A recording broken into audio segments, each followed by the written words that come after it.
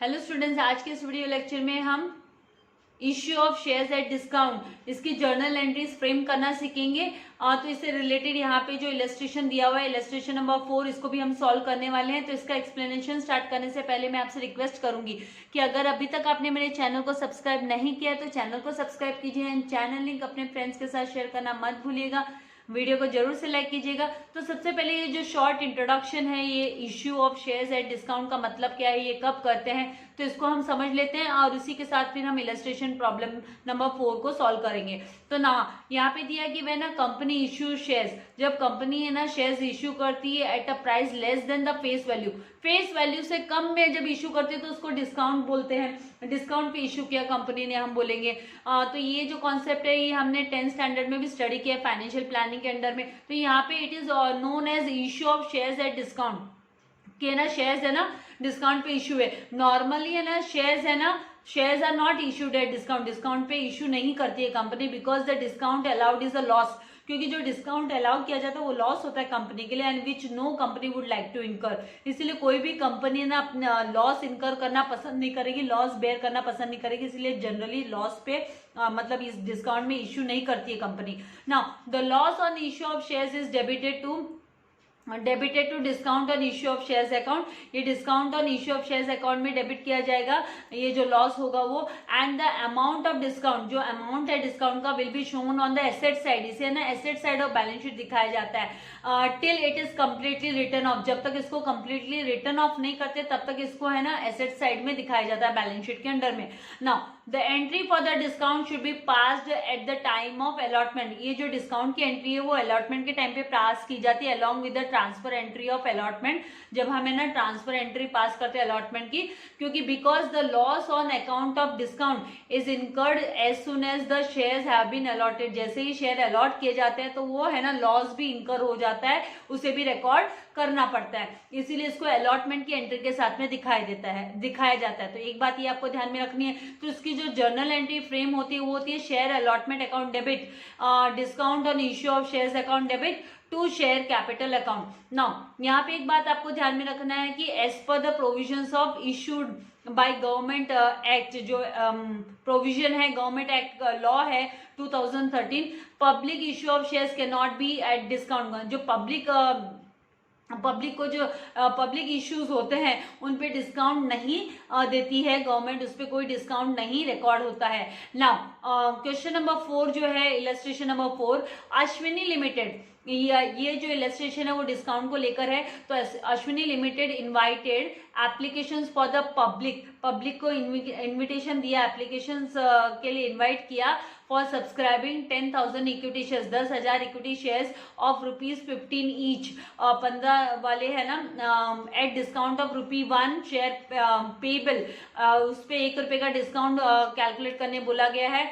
On application, company ने कैसे कैसे पैसे की डिमांड की, तो ₹5 एप्लीकेशन के टाइम पे कंपनी ने मांगा है, तो 10,000 मल्टीप्लाई बाय 5 करोगे तो 50,000 की 2 एंट्री रिकॉर्ड होने वाली है। एंड ₹9 अलॉटमेंट, तो मतलब ये अलॉटमेंट के समय पर है ना ₹1 का डिस्काउंट, इसमें यहाँ पे अलॉटमेंट के समय डिस्काउंट दिखाना है हमको।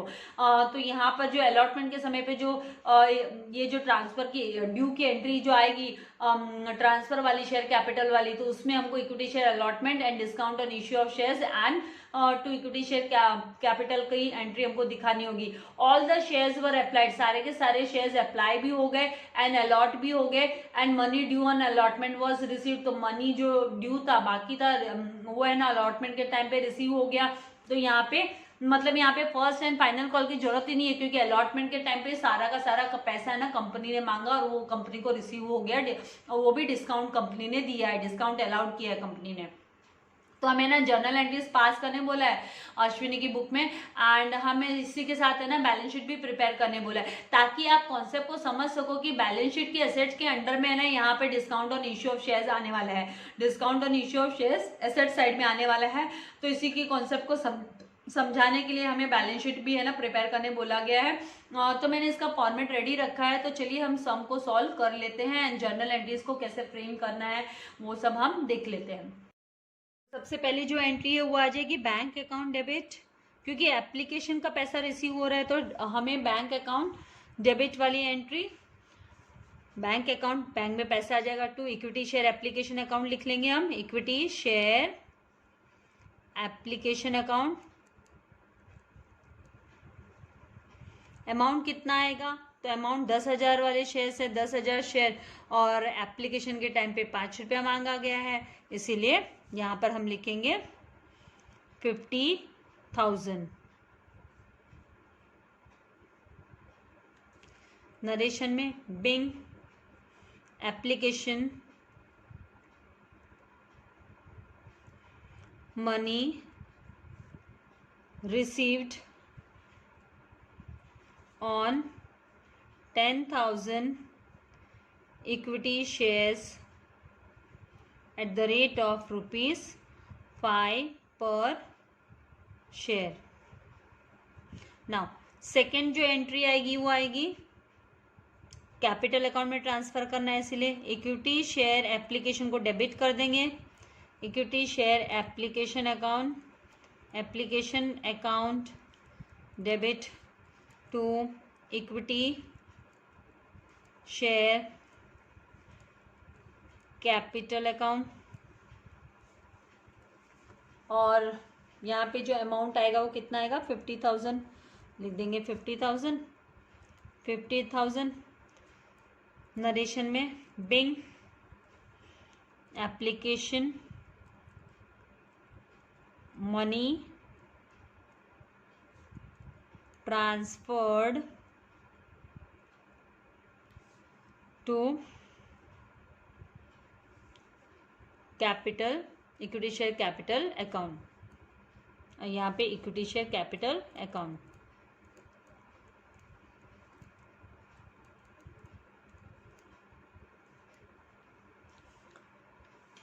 ना थर्ड जो एंट्री होगी वो है अलॉटमेंट को लेकर है, और अलॉटमेंट के टाइम पे डिस्काउंट दिया गया है, तो यहाँ पर एंट्री आएगी इक्विटी